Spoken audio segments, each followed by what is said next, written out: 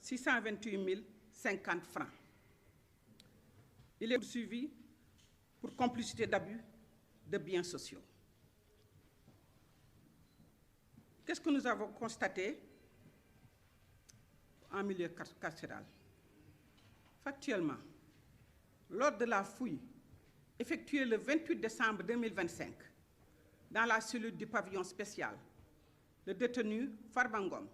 a été trouvé porteur de 2 téléphones portables qu'il détenait frauduleusement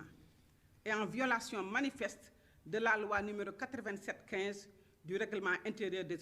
établissements pénitentiaires. Ces appareils ont été utilisés pour des communications structurées et transfrontalières au Maroc,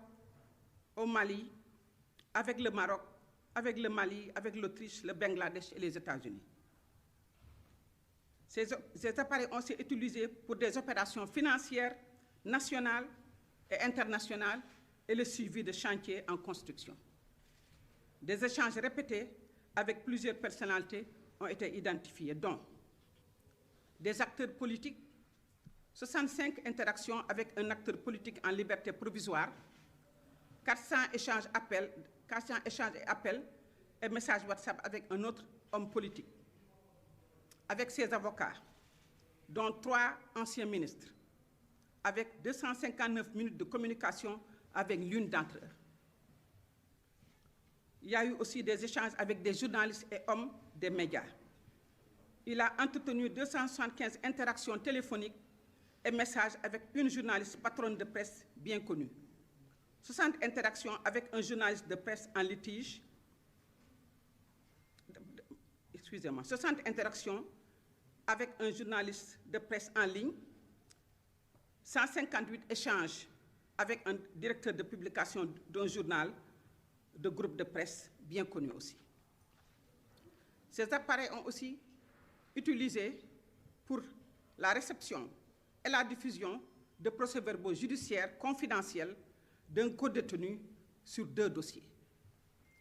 Ces appareils ont été utilisés pour la réception et le partage de contenus à caractère pornographique, y compris un partage avec un de ses avocats. Des échanges relatifs à des manœuvres et complots à caractère politique susceptibles de troubler l'ordre public. Sur les faits impliquant les avocats, le bataillon sera bien sûr saisi. Pour ce qui concerne l'état de santé de M. Ngom, contrairement aux allégations relayées dans certains médias faisant état d'une incompatibilité sanitaire avec la détention, les éléments objectifs relèvent une activité soutenue et constante, incluant des communications multiples, coordination de flux financiers et stratégies diverses. Toute évaluation médicale relève exclusivement des autorités sanitaires compétentes et ne saurait faire obstacle à l'application de la loi. Donc, il ressort de ces faits qui sont susceptibles de qualifications pénales multiples et nous allons demander l'ouverture d'enquêtes approfondies. Je voudrais donc appeler à la vigilance. L'État du Sénégal réaffirme sa tolérance zéro face à la criminalité organisée, aux violations des règles carcérales et à toute tentative d'instrumentalisation politique des faits judiciaires graves. La justice suivra son action avec fermeté, dans le strict respect de la loi et des droits, afin de préserver l'autorité de l'État et la confiance des citoyens. Je vous remercie pour votre attention en français.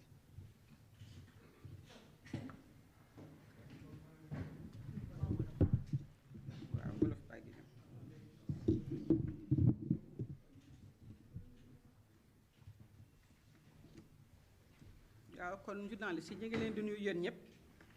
di leen gërëm ci teewaay bi di tàmbali di nuyu sénégalais yëpp di leen di wax déwénati di ñaanal ñëpp atu jàmm ak salaam wér-gu-yaram ak tawféex di ko ñaanal tam suñu kilifa yi ci réew mi yëpp. tey nag dama ñëwoon ci sama taxawaayu ministre de la justice garde des sceaux di yëgal sénégalais yëpp li nga xam li moo fi xew ci mbirum ci lieu de détention yi muy prison yi te xam ne dafa doon loo xam ne lii lu doy waar la te dafa laaj yoon taxaw ci pour li nga xam li mooy taxawaayu milieu carcéral, c'est-à-dire nit ko xam ne kii dafa nekk ci loxo yoon mu topp ko. dafa am ay gëstu yu ñu doon def fan yu yëpp depuis ay semaines di xool ki ñuy wax Mouhamadou Ngom ñu koy woyee Farba nekk ci mandat de dépôt yoon téye ko teg ko loxo ñu xool nag ni dafa amoon ay jëf yoo xam ne yi ak ay taxawaay yu mu doon am ci jonkonteeg ñeneen te loolu dafa laaj yoon gën a xóotal liggéey bi gën ko gëstu moo taxoon nag ma ñëw di leen ko yëgal moom xam ngeen ne yoon daf ko teg loxo ndax dafa am loo xam ne dañ ko jiiñ muy li ñuy wax association de malfaiteurs, c'est-à-dire que di ànd ak di liggéey ak ñoo xam ne ñii du nit ñoo xam ne ñii dañu nitu yoon wala dañu jubadi blanchiment de capitaux mooy jël xaalis di ko soppaliwaat ci beneen anam wala di ko yore di ko ci yoon wu xam ne anam yoo xam ne du yoon awul yoon ñu boole ko tamit ci escroquerie lu ëpp fanweeri milliards ak benn jóge na sax fanweeri milliards ak ñaar ak lu ëpp juróom-ñeent fukki 91 juróom-ñeent fukk ak benn milliard ak lu tegu li ñu seet nag li ñu gis nag bi ñu demee di seet cellule am ñu def ko ñaar fukki fan ak juróom-ñeent ci décembre 2025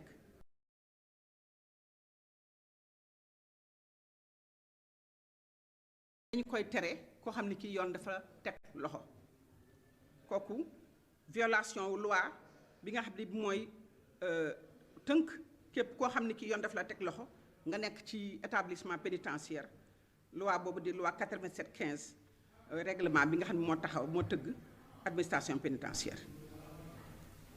appareil yooyu nag bi ñu ko gëstoo seet ko xool ko dañ ci gis ni moom mi ngi nekk ci ay waxtaan ak ay échange ak ay jokkonteeg ay nit yu nekk bitim réew Maroc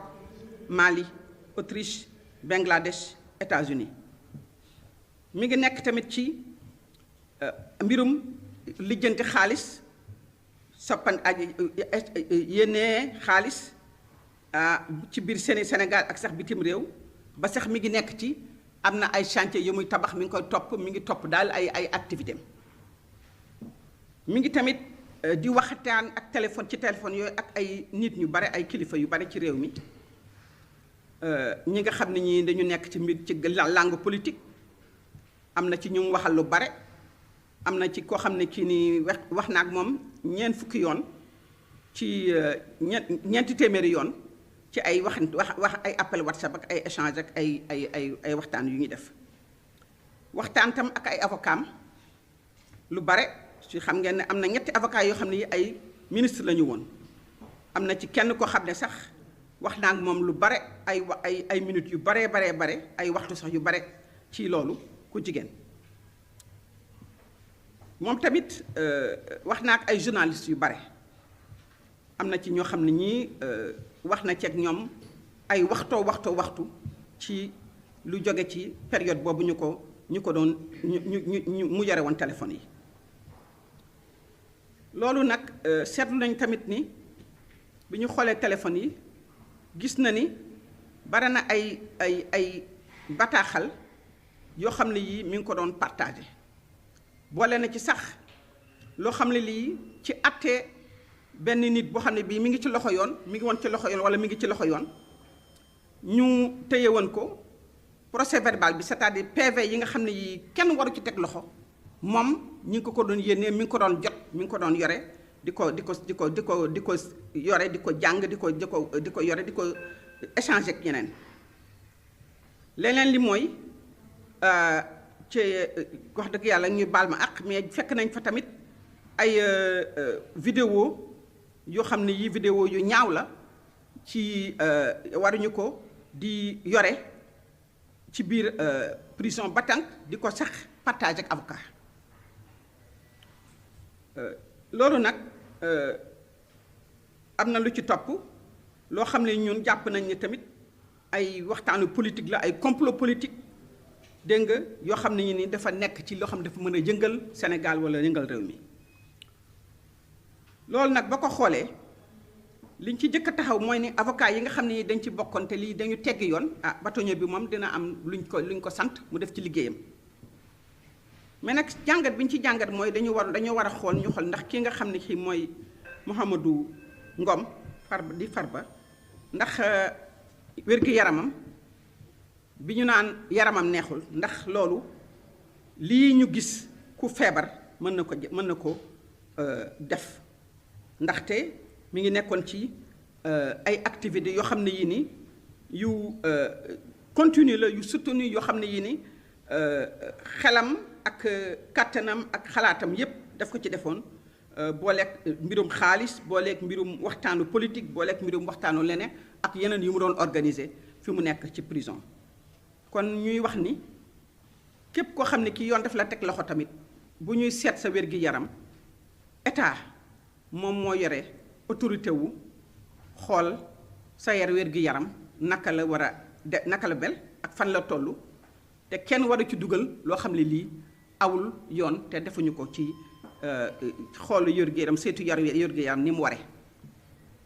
lii nag dafa doon loo xam ne lii ni dafa laaj ñun ñu taxaw laaj ni justice bi mu gën a xóotal liggéeyam mais ñun tamit ñu ñaaj ay enquête yu gën a xóot ci li ñu gis li yépp loolu moo waroon te ñu ne nañ ñëw yëgal opinion bi que ni dinañu gën a xóotal enquête yi ci li jëm ci lii yépp parce que am na lu bare loo xam ne certainement kenn gis ko lii nag jàngat bi mooy li ma ci bëgg jàngat mooy ni Sénégal tey fi mu toll nii dootuñu nangooti di yenn yi di fi am ci réew mi ñépp ñoo yem loi bi dafay appliqué wu ci ñépp kenn warul xalaat ni war nga mën a nekk di def loo xam ne lii dañ koy tere